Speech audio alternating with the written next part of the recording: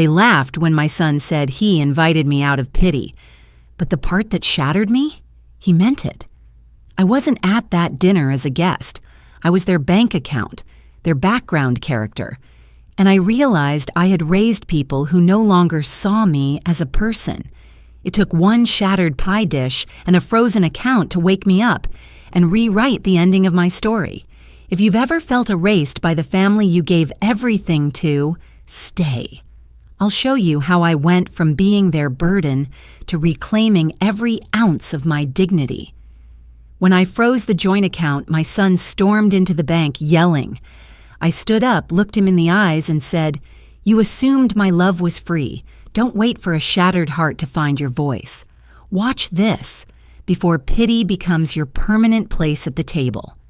Before we dive into the story, let me learn a bit about you.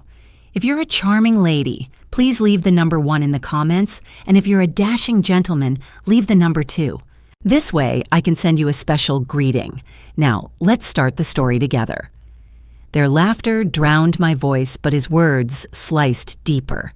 I sat at the long, polished table, the kind where plates cost more than my monthly grocery bill, and tried to belong. The upscale restaurant in our Midwest suburb buzzed with clinking glasses and knives scraping plates. Ella Fitzgerald's jazz humming softly beneath the chatter. Dim chandeliers cast shadows, but nothing hid the sting of being unseen. My hands, still faintly scented with apple pie from this morning's baking, clutched my purse where a bank notice crinkled, a secret I hadn't yet faced. I'd arrived early, as always, my fingers wrapped around a hand-knitted scarf for my granddaughter, Sarah, 10 years old and the light of my life. She sat across from me, sketching quietly, her dark curls falling over her notebook. Her smile warmed me when I handed her the scarf. But her mother, my daughter-in-law, Emily, gave a curt nod. "Too traditional," she said, her voice sharp, setting it aside, unopened beside the bread basket.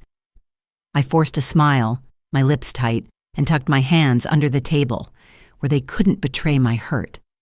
My son, Michael, 30, and lean with a smirk that hadn't changed since high school, dominated the table. He bragged about his tech startup, words like venture capital and scaling tumbling out, each one a wall between us. I tried to share a story about my library days, how I'd stayed late to help kids find books, but his eyes glazed over. Emily, polished in her silk blouse, steered the conversation to their Napa trip plans. I nodded, my voice shrinking, my sacrifices, nights sewing his clothes, skipping meals for his tuition, buried under their chatter. The server, a young man with a bright smile, paused by our table. "Celebrating something tonight?" he asked, refilling water. Emily laughed, a tinkling sound like the glasses around us. "Just including Mom," she said, her eyes flicking to me. "She's been lonely lately." The words landed like a spill, accidental but messy. I bit my lip, glancing at Michael, hoping he'd soften the moment. Instead, he leaned toward the server, his smirk widening. "We invited her out of pity," he said, voice low but clear. Laughter rippled, Emily's, the server's nervous chuckle, even a guest nearby. My fork froze, hovering over my untouched salmon.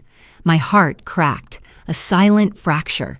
"You're out of touch, Mom," Michael added, louder now, his tone casual, as if he hadn't just cut me open before strangers.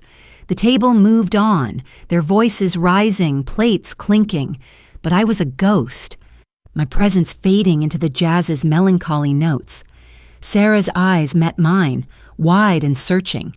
I forced another smile, quick and brittle, whispering, "It's okay, sweetheart." But it wasn't. Inside, something shifted.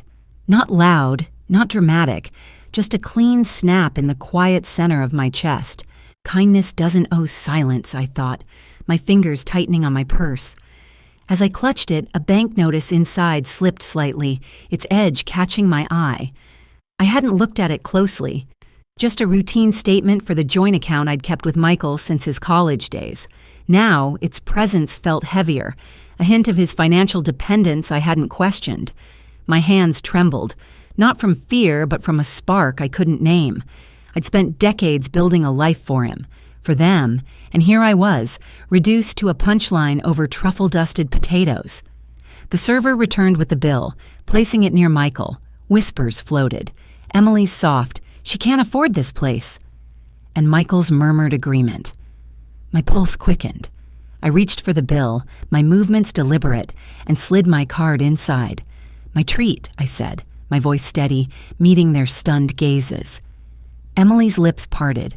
Michael's smirk faltered. The server nodded, oblivious to the weight of the moment.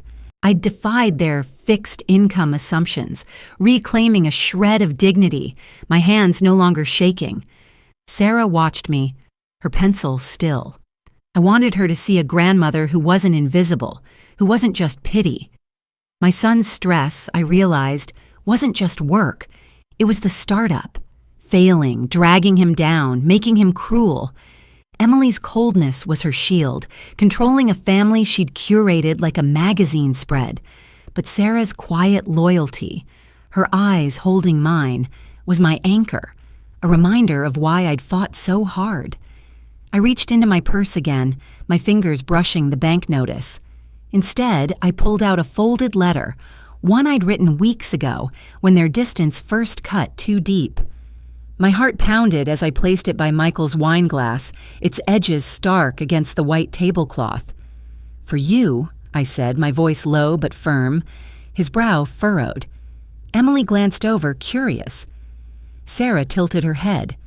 The bank notice peeked from my purse, unseen by them, its secrets waiting. Was I their mother or just their caretaker? I stood, my chair scraping softly, and walked toward the door, the jazz fading behind me. What was inside that letter? I wasn't ready to say. Not yet. My heels clicked on the pavement, but my resolve roared louder. The cold January rain pattered on my coat as I left the restaurant, the Midwest suburb streetlights buzzing faintly, their glow blurring in the wet night. Michael's words, "We invited her out of pity," cut deeper than the chill, each syllable a blade. In my purse, the bank notice crinkled, its edges sharp against my fingers, whispering truths I wasn't ready to face. I'd left the letter on the table, its weight gone from my hands but heavy in my mind, a step I hadn't planned but couldn't take back. I reached my car, the door creaking as I slid inside, rain drumming on the roof. My breath fogged the windshield, and for a moment I sat still, the restaurant's warmth a fading memory. I'd written that letter weeks ago, alone at my kitchen table, pouring out my pain. "I'm not your backdrop anymore." Michael's smirk, Emily's cold laugh, their dismissal at dinner, it had all spilled onto those pages, each word a refusal to stay invisible. I'd carried it in my purse, unsure if I'd ever give it to him, until tonight, when his out-of-touch jab pushed me past silence. At home, my cozy house smelled of chamomile tea, its steam curling from a mug on the counter. Ella Fitzgerald's vinyl spun softly, summertime filling the air, the needle's faint crackle blending with the floorboards creaking under my steps.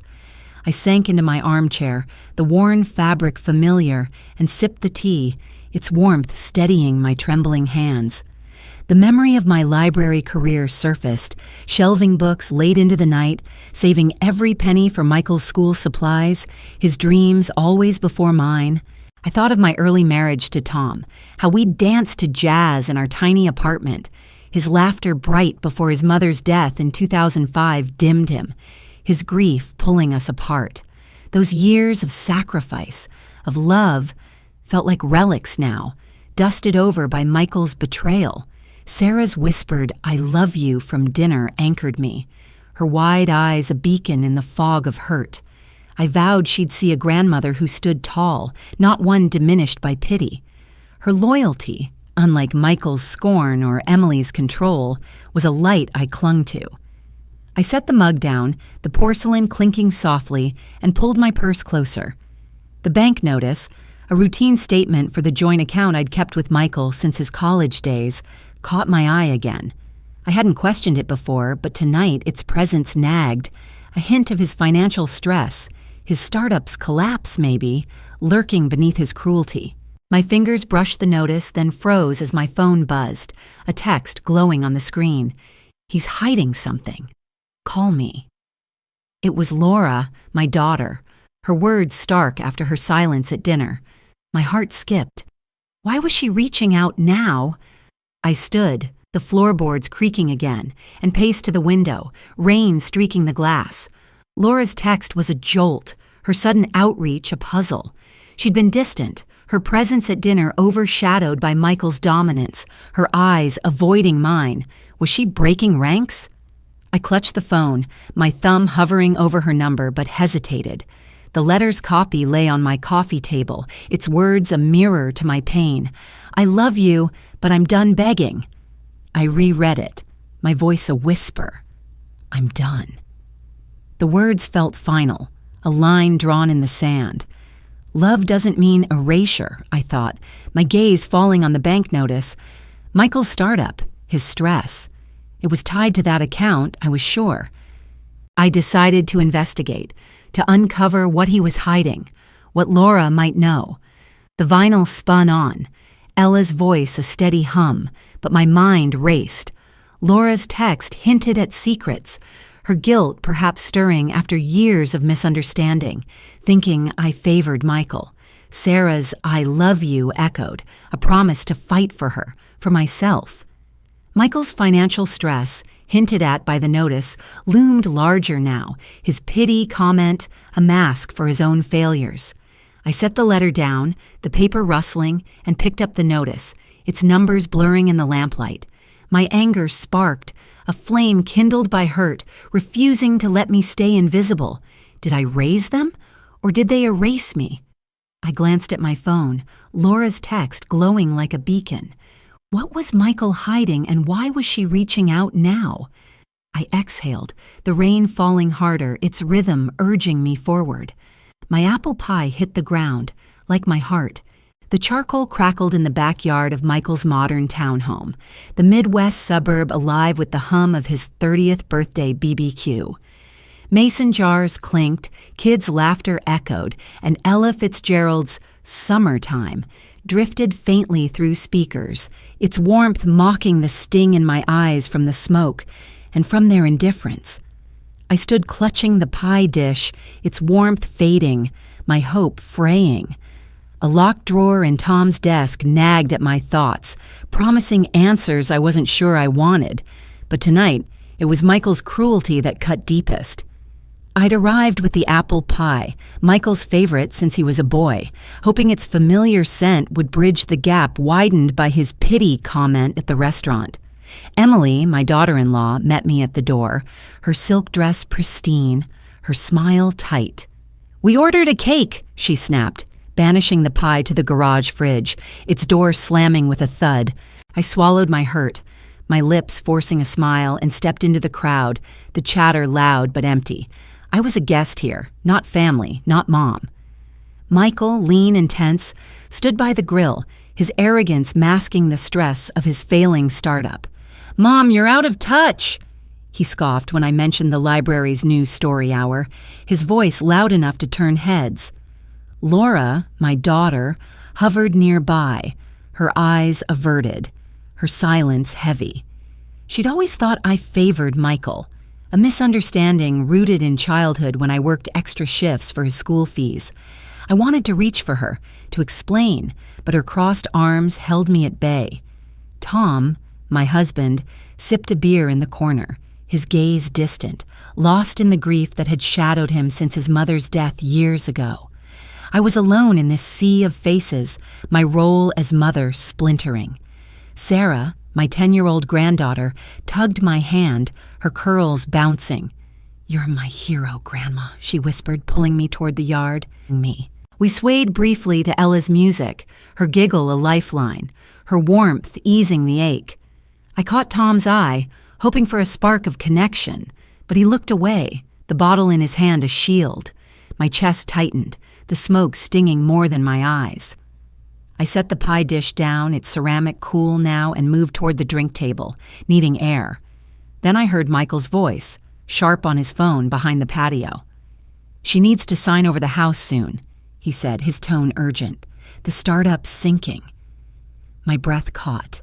The house, our home, where I'd raised him, where Sarah played, was just a lifeline for his debts. My hands clenched, nails biting my palms. His greed ran deeper than I'd feared, the bank notice from the restaurant now a glaring clue. I stepped forward, my voice trembling. Dear friend, what would you do if you were in my shoes? I bet you can't guess what's coming next.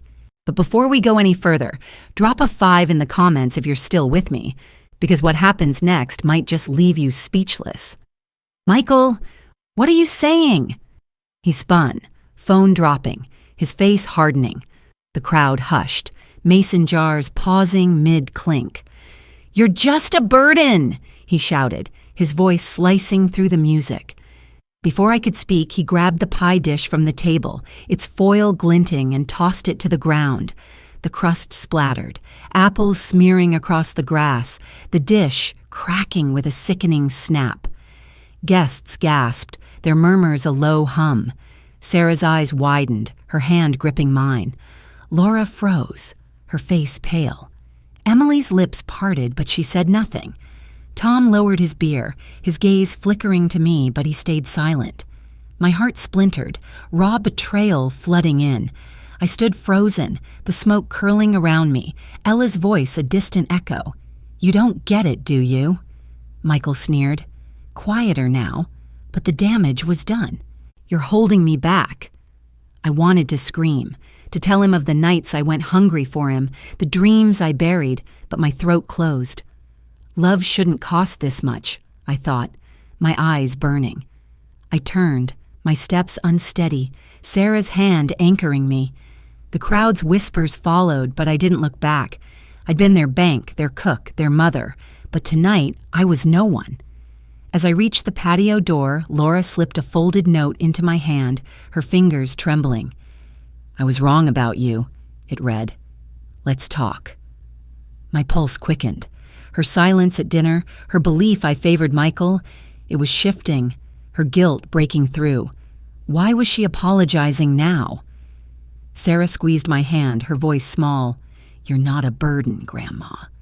I forced a smile, my heart a tangle of pain and hope. Was I their bank or their mother? The note burned in my palm, Michael's words ringing in my ears, the locked drawer's secrets waiting. I stepped inside, the screen door creaking shut, the party's noise fading behind me. The farmer's market smelled of peaches, but anger tasted sharper. February's chill nipped at my cheeks as I wandered the Midwest stalls, birds chirping above the hum of vendors, wind-rustling canvas awnings. The scent of fresh bread and peach jam swirled, but my thoughts burned with Michael's cruelty, his burden insult, the apple pie splattered on the grass at his birthday BBQ. In my purse, a receipt, tucked beside the bank notice, crinkled with every step, hinting at his desperation. I was done being their shadow, my heart a furnace of outrage. Ruth, my friend of 20 years, met me by the jam stall, her gray curls tucked under a scarf. She pressed a jar of peach jam into my hands, her eyes warm. You're not alone, Clara, she said, her voice soft but firm. She'd faced her own pain. Her son cut contact 3 years ago when she refused to fund his endless ventures, leaving her with silence, where love once lived. Her hand rested on mine, steadying the tremor I hadn't noticed. We walked through the market, the wind carrying voices and the clink of coins, her story mirroring my own, a lifeline in the chaos of betrayal. We settled into a cozy cafe, the aroma of coffee and cinnamon wrapping around us, a jazz radio humming Ella Fitzgerald's Misty Low. Wooden chairs creaked as we sat, the table's grain rough under my fingers.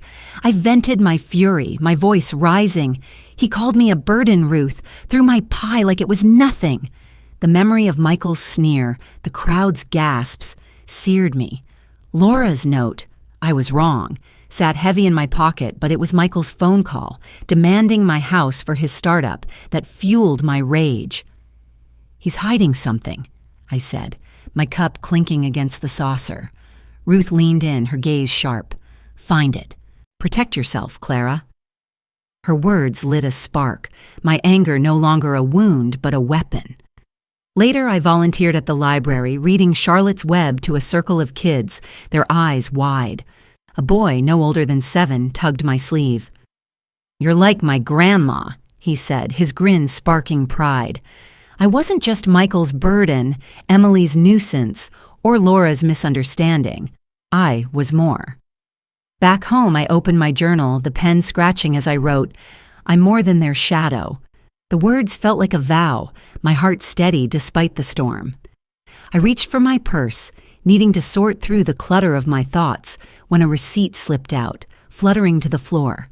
If this were your son, what would you hope not to discover? Because what I found next shattered everything I believed about family. If your heart's already pounding, drop a 6 in the comments so I know I'm not alone. And take a deep breath. This part is hard. I picked it up, my breath catching. It listed payments, thousands to creditors, tied to Michael's startup, drawn from our joint account. My fingers tightened, crumpling the paper. He'd been siphoning money, his burden insult a mask for his greed. The receipt was a revelation, its numbers a map of his betrayal. Michael's startup wasn't just failing, it was drowning, and he'd used me to stay afloat. Ruth's story echoed, her son's rejection a shadow of Michael's demands. Sarah's dance at the BBQ, her whispered, "You're my hero," pushed me forward, a reminder of who I fought for. Laura's note, her voicemail still unanswered, hinted at her guilt, her belief I favored Michael unraveling. I stood, the chair scraping the floor, and paced to Tom's study. The locked drawer in his desk, its brass handle glinting, called to me. Whatever Michael was hiding, it started there. I'd investigate, uncover his plans, protect what was mine. Ella's jazz faded as the radio clicked off, the silence sharp. My anger surged, a fiery determination to face the truth. Did I teach them love or just sacrifice? I grabbed my phone, Laura's voicemail waiting. "Mom, I found his emails. You need to see them." My pulse raced. The receipt, the drawer, her message. They were pieces of a puzzle, secrets Michael couldn't hide forever. What did those emails hold? I exhaled, the wind rattling the cafe's windows in my memory, urging me on. The attic dust cloaked a truth I'd forgotten. February's moonlight filtered through a cracked window in my Midwest home, casting shadows on the creaking wooden beams. The air hung heavy, musty with years of stored memories as I knelt in the attic, my fingers tracing old boxes. The key to Tom's locked drawer gleamed in my hand, promising more than memories. Answers to Michael's greed, sparked by the receipt I'd found, Laura's voicemail, and Ruth's urging to protect myself. My anger from the farmer's market softened, but Michael's burden insult and the splattered apple pie at his BBQ lingered. A wound I couldn't shake. I'd climbed the attic stairs after Laura's message. I found his emails, her words a beacon in my fury. Michael's startup debts, his demand for my house, his siphoning of our joint account. They were puzzle pieces, and this attic held more. I pried open a cardboard box, its edges soft with age, and found a smaller one inside, labeled Michael's Keepsakes, in my own handwriting. My throat tightened as I lifted the lid, revealing a letter in his childhood scrawl. "You're my hero, Mom. I'll always love you." Written when he was 10, its crayon heart pierced me, his burden insult a bitter echo. I clutched the paper, my hands trembling, his betrayal stark against this boy's love. Tucked in the box was a cassette tape, its label faded but clear, for Mom's birthday. I carried it downstairs to my living room, the floorboards creaking, lilac scent drifting from the garden through an open window. My old tape player hummed to life, its static crackling before Michael's young voice filled the room. "I'll take care of you forever, Mom," he promised, his giggle bright, vowing a house with a porch swing. Tears fell, hot on my cheeks, mourning the boy lost to greed. The tape spun on, his words a lifeline to a past I'd buried under years of sacrifice. Library shifts, skipped meals, all for him. his pity jab, the pie's crash. They clashed with this love, shattering my heart anew. I grabbed my phone, the screen glowing with Laura's unanswered voicemail. I called, my voice shaky. "What did you find?" Laura's breath hitched, her guilt spilling out. "I misjudged you, Mom. I thought you favored Michael, but his emails, they show he's after your savings, pushing for the house to save his startup." Her voice broke, aligning with me, her silence at the BBQ thawing. I nodded, though she couldn't see, my resolve hardening. Laura's belief I favored Michael, rooted in my extra hours for his needs, was unraveling, her redemption a fragile bridge. Sarah's "You're my hero" from the BBQ echoed, her loyalty my anchor, urging me to fight for her, for myself. As the tape clicked off, a small note slipped from the letter, Michael's childhood scrawl, faint. "Ask Dad about the desk." My pulse quickened. It pointed to Tom's locked drawer, the one I'd avoided, hinting at a deeper secret tied to Michael's demands, maybe the bank notice. I stood, the player's hum fading, my fingers tightening on the key. The letter and tape crystallized my resolve, not just anger, but a poignant clarity to expose Michael's greed. I wasn't his burden, I was his mother, and I'd find the truth. I crossed to Tom's study, the key cold in my palm, my steps firm despite the ache in my chest. The lilac breeze stirred the curtains, Ella Fitzgerald's jazz a distant memory from the radio. Michael's childhood promises, Laura's confession, Sarah's faith, they fueled me. Michael's greed, his emails plotting against my savings, intensified the stakes. Laura's shift to ally, her guilt a mirror to my pain, gave me hope. I slid the key into the drawer's lock, its click sharp in the quiet. The drawer opened, revealing a sealed envelope labeled "Family Trust." My breath caught. Was his love ever real, or just a child's dream? The envelope's weight promised answers, secrets Michael couldn't hide. What truth lay inside? I held it, my heart racing, the attic's dust still clinging to my hands. The will in my hands weighed more than my pain. Rain drummed on the window of my home office, a Midwest February night cloaking the suburb in gray. Papers rustled under my trembling fingers, the desk lamp flickering, casting shadows on the envelope labeled "Family Trust" I'd pulled from Tom's locked drawer. A bank statement inside whispered of hidden ties, its numbers a thread to secrets Michael's greed couldn't bury.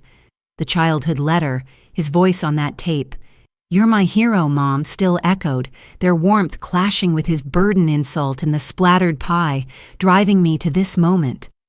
I sat at Tom's desk, the wood worn under my palms, the will's pages crisp. My resolve, kindled by Laura's emails and Ruth's urging, burned steady. But shock rippled through me as I read. Tom, my husband, had an affair decades ago, producing a half-sibling Michael didn't know, a child supported by regular transfers from our joint bank account, the same one Michael siphoned for his failing startup.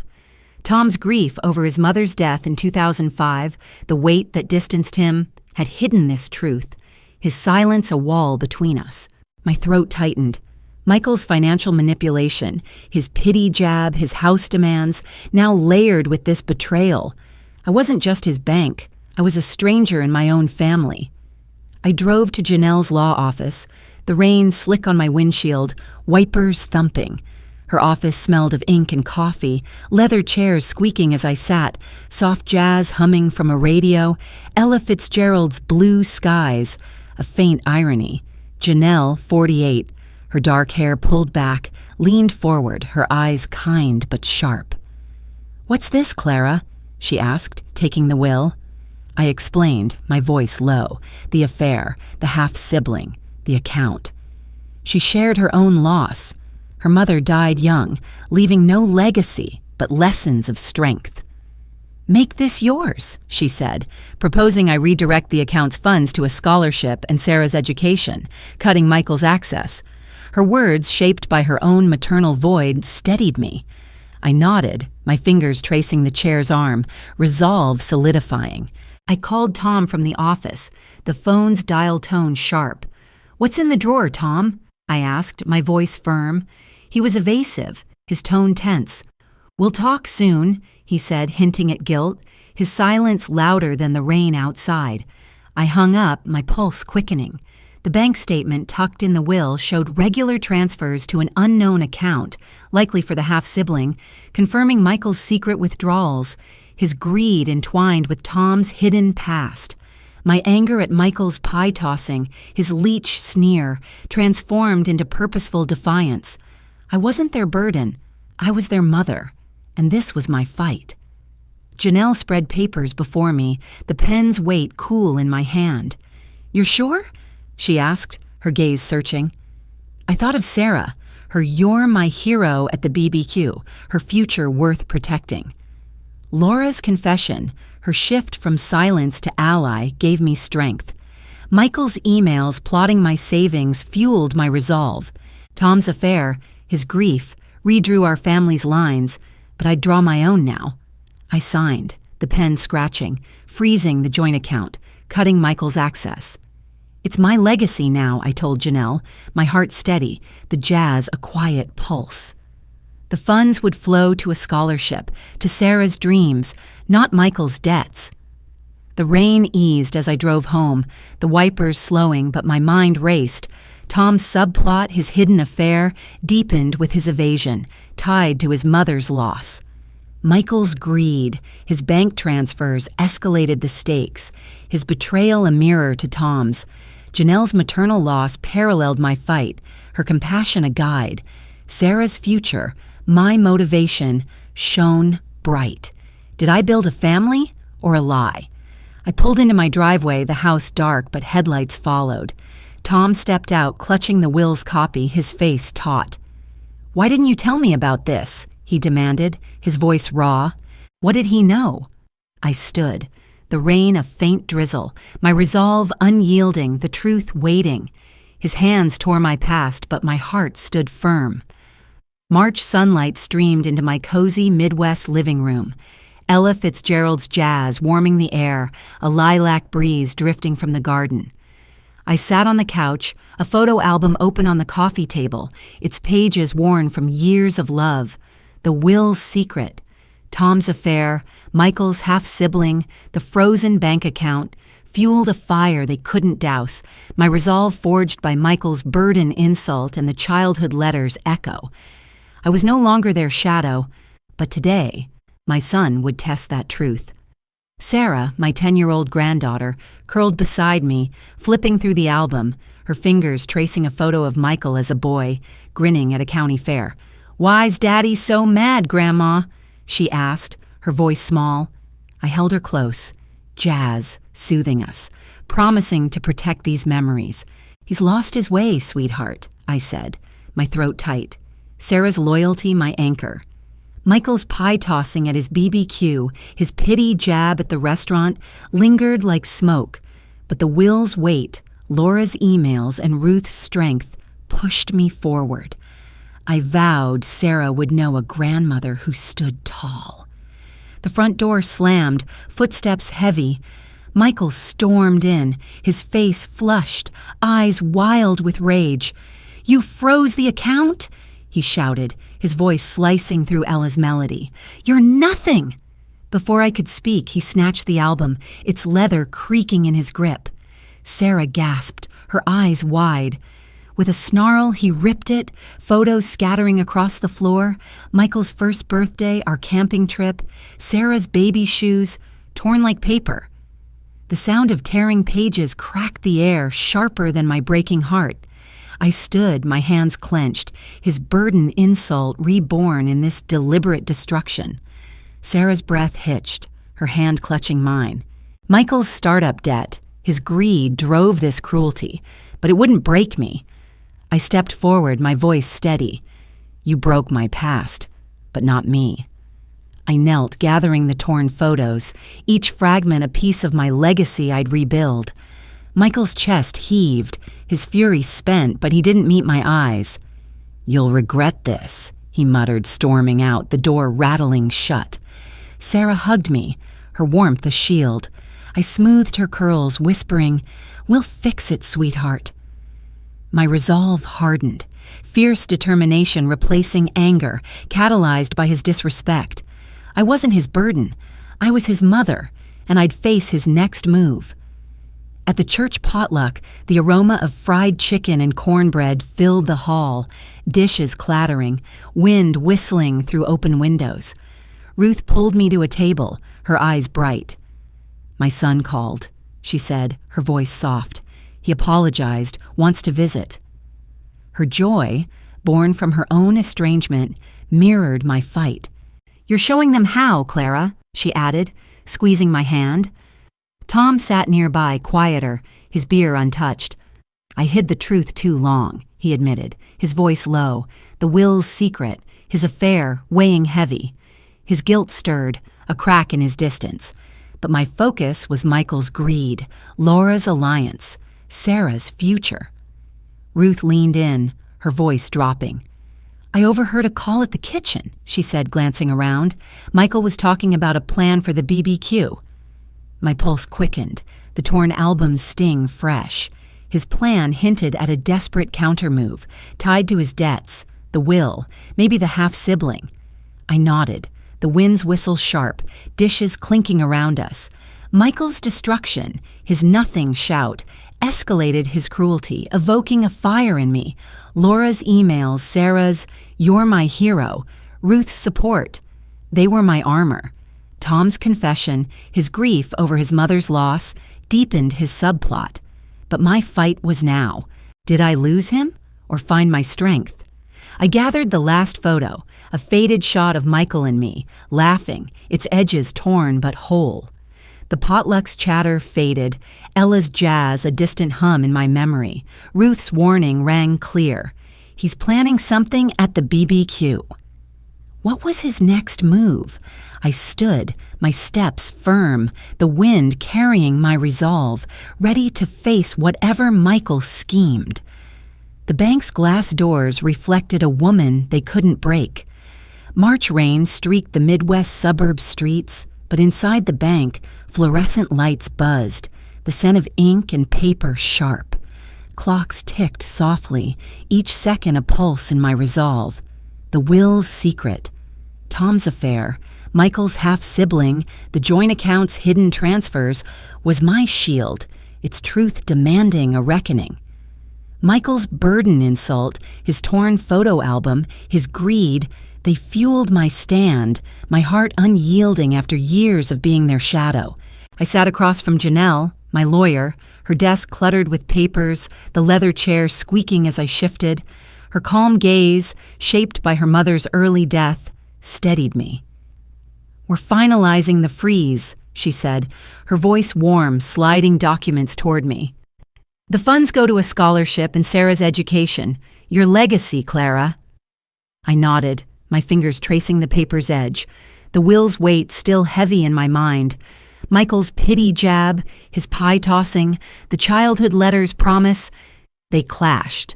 But today, I'd sever his financial ties, reclaiming my dignity in dollars and defiance. The bank's door hissed open, Laura rushing in, her coat dripping, her face tense. "Mom," she started, then stopped, her eyes darting. Guilt twisted her features, her silence at Michael's BBQ a ghost between us. "You never mattered to us," she snapped, her voice cracking, a guilt-driven outburst that stung like a slap. I froze, my breath catching, the clock's tick loud in the silence. Her tears fell, her shoulders slumping. "I didn't mean it, Mom. I'm with you," she whispered, pulling out her phone. "Michael's emails, he's been planning to drain the account." Her words, raw with remorse, aligned her with me, her misunderstanding that I favored Michael, dissolving. I reached for her hand, my throat tight, her fleeting cruelty compounding Michael's manipulation. The door hissed again, Michael bursting in, his face flushed, eyes wild. "You can't do this, Mom," he shouted, his voice echoing off the bank's tiles. Janelle stood, calm but firm, but I met his gaze, unyielding. Tom followed, his presence a shock, his eyes flickering with unease over the will's secret, his affair, the half-sibling. He watched silently, his silence heavy, a crack in his grief-forged wall. Michael's desperation, his leech sneer at the BBQ, his album destruction roared in my memory. A bank teller approached, her shoes clicking, and handed me a transaction slip. My breath caught. Michael had tried a large withdrawal hours ago, his urgency and deceit laid bare. The slip's numbers, stark on the page, confirmed his betrayal, tied to the will's hidden transfers. "You assumed my love was free," I said, my voice steady, cutting through his shouts. I signed the papers, the pen scratch a final note, freezing the joint account, redirecting its funds. Michael's jaw dropped, his entitlement crumbling. Janelle nodded, her eyes proud. Laura's hand squeezed mine, her tears dry, her redemption sealed. Tom's gaze met mine, questioning, stirred by my action, his guilt a shadow. The bank's clocks ticked on, the fluorescent hum a backdrop to my stand. I rose, the chair creaking, and walked out with Janelle, Laura beside me, Tom trailing, his silence louder than Michael's protests. My resolve peaked. Anger transformed into empowerment, my legacy no longer his to claim. At home, the oven's warmth filled the kitchen, an apple pie baking, its cinnamon scent mingling with rain pattering on the roof. Jazz hummed low from the living room, Ella Fitzgerald's Blue Skies a quiet echo. I stood by the window, the pie's timer ticking, Laura's words replaying. "He's planning something big at the BBQ."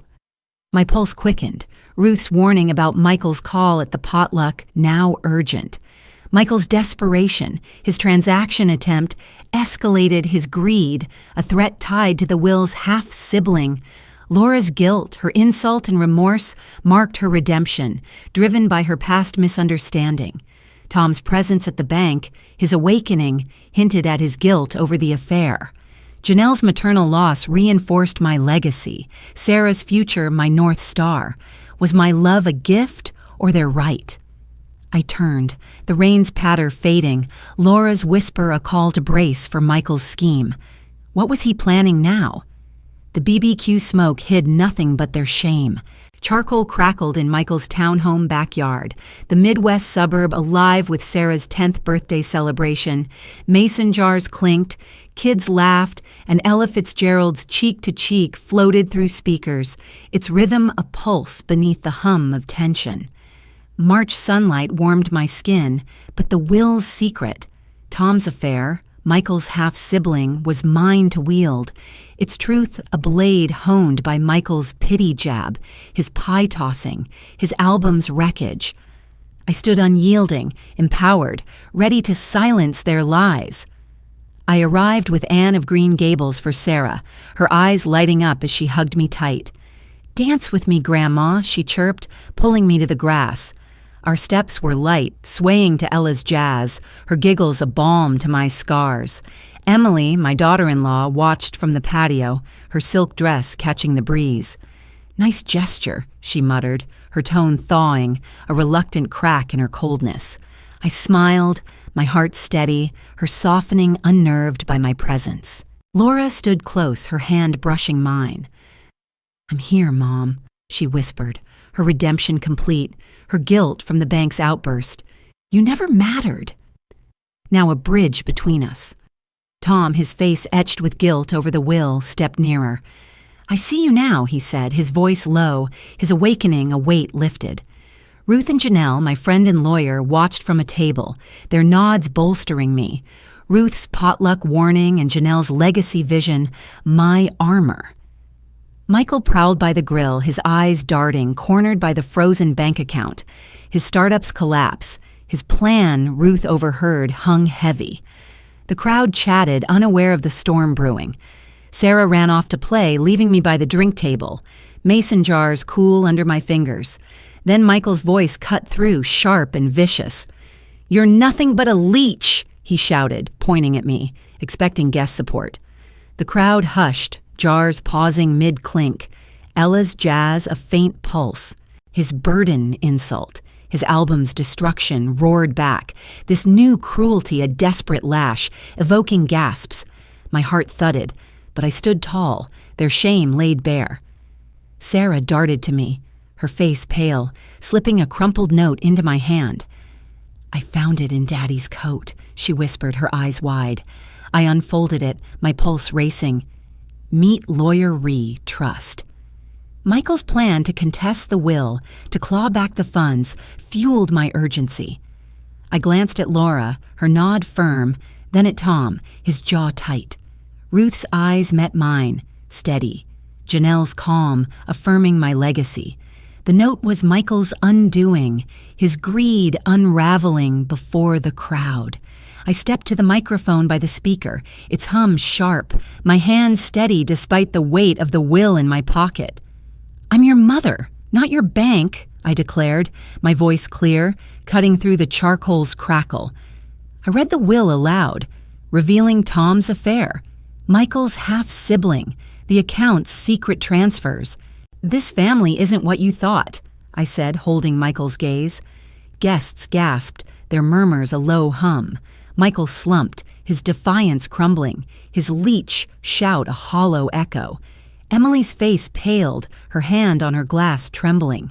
Laura squeezed my arm, her support unwavering. Tom's eyes glistened, his guilt shifting to pride. Ruth clapped softly, Janelle's nod a silent vow. Sarah clung to me, her love my anchor. The crowd's silence was my triumph, betrayal transformed into justice, my heart unburdened.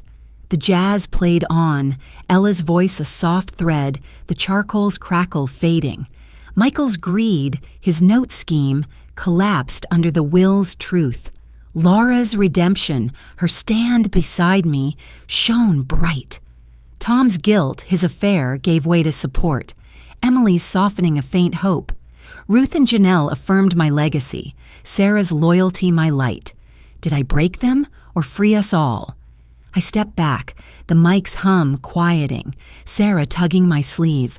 "Who's the other kid, Grandma?" she whispered, her eyes searching. How could I explain this truth to her? The crowd's eyes lingered, the BBQ's warmth a distant memory, my resolve a flame they couldn't douse. The library's lights crowned a woman, reborn. March sunlight gleamed on the Midwest Public Library's polished wood floors, the scent of books wafting through the air, soft applause rippling as I stepped to the podium. The will's truth, Tom's affair, Michael's half-sibling, echoed in my words, a legacy set free by the bank's frozen account and the BBQ's public reckoning. Michael's burden insult, his leech sneer, his album's wreckage lingered, but their weight was powerless now. I stood, liberated, proud, radiating strength, my heart unburdened by past betrayals. The Literacy Advocate Award, nominated by library parents, rested in my hands, its plaque cool and solid. I began my speech, my voice steady, eyes sweeping the crowd. "Love without respect isn't love. It's convenience," I said, the words ringing clear, the microphone humming softly. Laura sat in the front row, her face glowing with pride. "You're my hero, Mom," she whispered, her redemption complete, her bank outburst. "You never mattered." Now a distant scar. Sarah, my 10-year-old granddaughter, bounced beside her, waving her copy of Anne of Green Gables.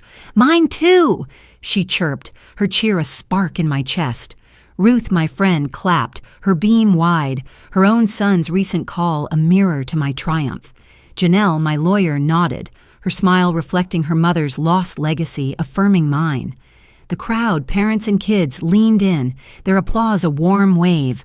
I glanced at the back, where Michael slipped in, his shoulders hunched, the will's worn copy bulging in his pocket. His face, etched with regret, met my gaze. I didn't flinch, my words unbroken. I rewrote my story, not theirs, I continued, my voice rising, the library's wood creaking under shifting feet. His pity jab, his pie tossing, his album's ruin. They were shadows now, his greed defeated by my stand at the bank, my will reading at the BBQ. As he sat, a folded note slipped from his pocket, catching my eye. To Mom. My breath hitched, an unvoiced apology dangling, his remorse a faint flicker in his humbled silence. I paused, the applause swelling, my heart soaring. "I've built a scholarship fund," I announced, "named for my legacy, funded by my choices." The crowd erupted, hands clapping, voices cheering. Michael bowed his head, chastened, his hands clasped tight. The note on the floor, a quiet plea. Laura's eyes glistened, her pride cementing our bond. Sarah's cheers rang loud, her future tied to the fund, her joy my light. Ruth's clap was steady, her support unwavering. Janelle's nod, a vow to carry my legacy forward. The library's book scent wrapped around me, the applause a tide lifting me, my self-ownership triumphant. Later, in my garden, lilacs swayed, their scent sweet, crickets chirping under a March dusk. Ella Fitzgerald's Summertime drifted from the house, the vinyls crackle soft. I sat on the porch swing, its chains creaking, the award beside me, my heart full. Laura's redemption, her whispered pride, was a bridge rebuilt.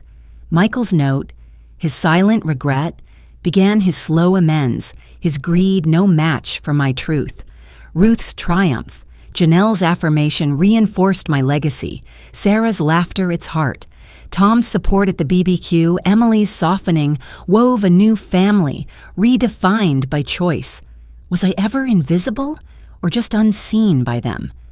I leaned back, the swing swaying, the lilac breeze cool on my skin. Michael approached, his steps hesitant, the note in his hand. "Please read it," he said, his voice low, eyes averted.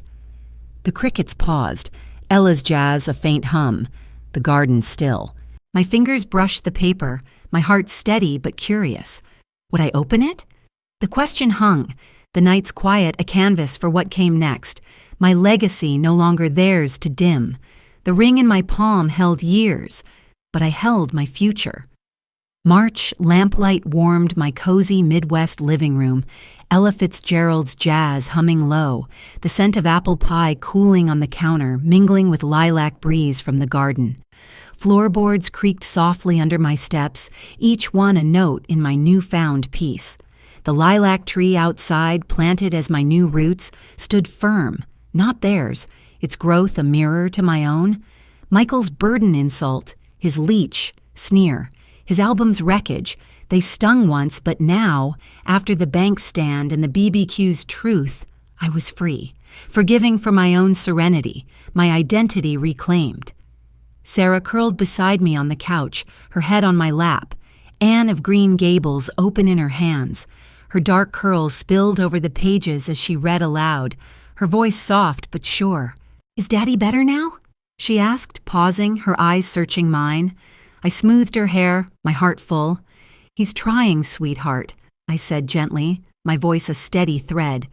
Sarah's love, her "you're my hero" from the BBQ, was my joy, anchoring me through Michael's cruelty. Laura's fleeting, "you never mattered" at the bank, the will's shattering secret. Her loyalty reminded me why I fought, to be a grandmother she'd remember, not a shadow.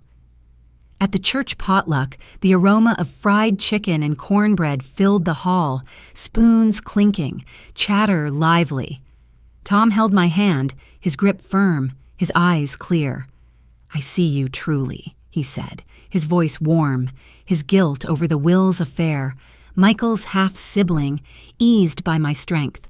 Laura sat close, her smile bright. "I always will," she added, her bond rebuilt, her redemption sealed after years of misunderstanding my sacrifices. A text buzzed from Emily. "Thanks for the book."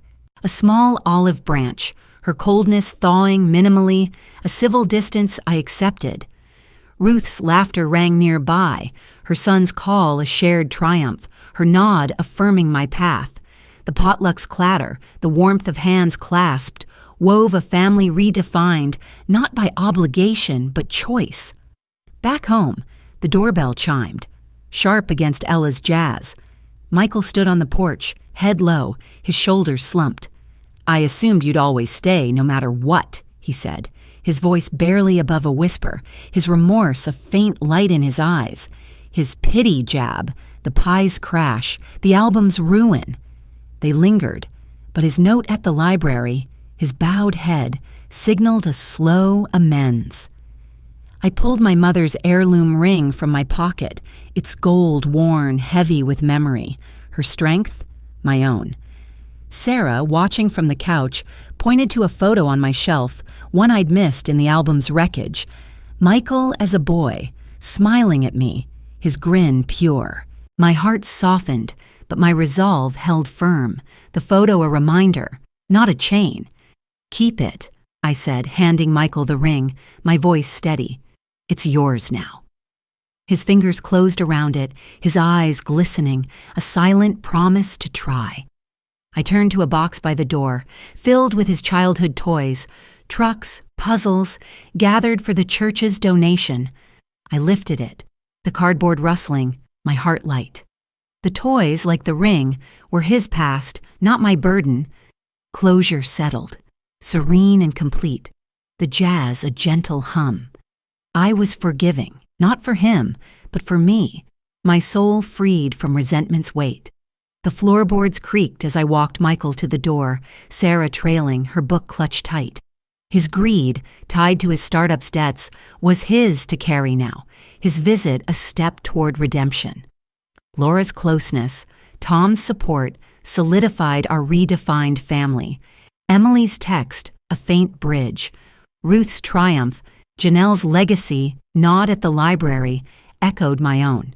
Sarah's love anchored my legacy, her future my light. Did I lose them or find me? Michael paused, holding Anne of Green Gables, his voice soft. "I'll read to her," he promised, glancing at Sarah. The door clicked shut, the pie's scent lingering, Ella's jazz fading. Would he keep his word? I stood, the box in my arms, my future mine, the question a whisper in the quiet. My lilacs bloomed, and so did I. March dusk settled over my Midwest garden, lilacs swaying, their sweet scent carried on a whispering wind.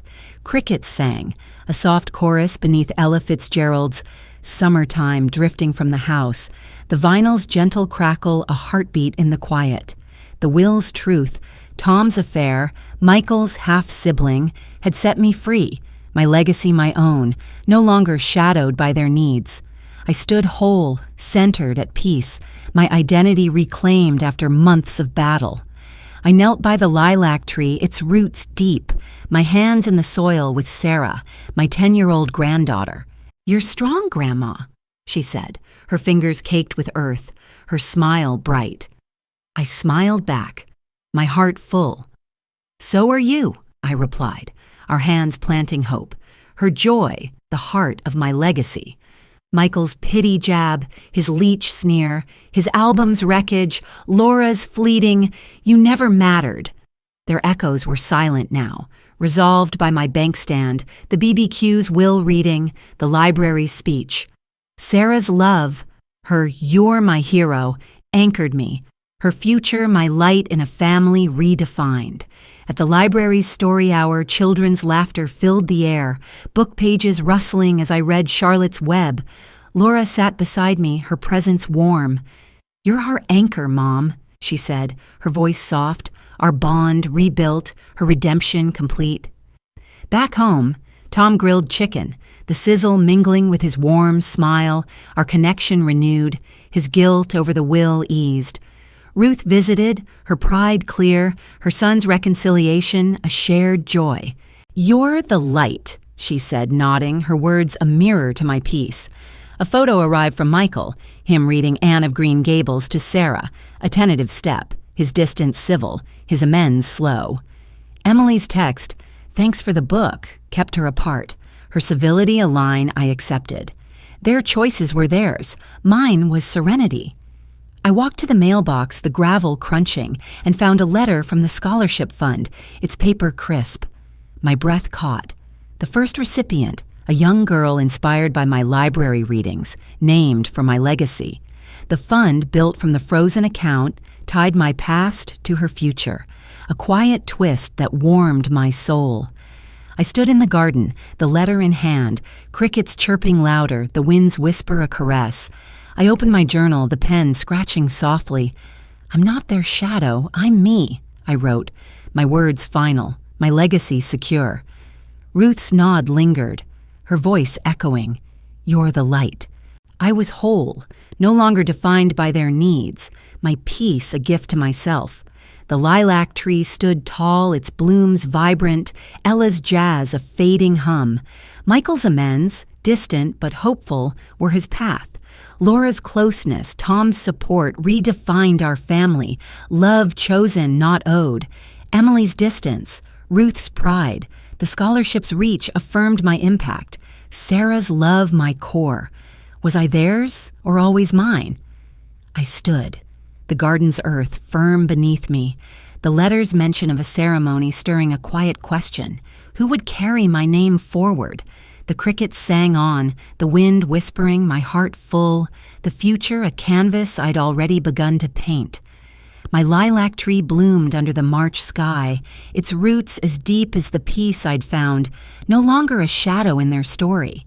The will's truth, Michael's insults, and Laura's redemption taught me that love thrives on respect, not sacrifice alone. In life, when we stand firm in our worth, we plant seeds for those we cherish, like Sarah, to grow strong. Forgiveness, I learned, is a gift we give ourselves, freeing us to build families by choice, not duty. Your own stories of love and strength inspire me, so please share them in the comments below. Let's keep this light burning together.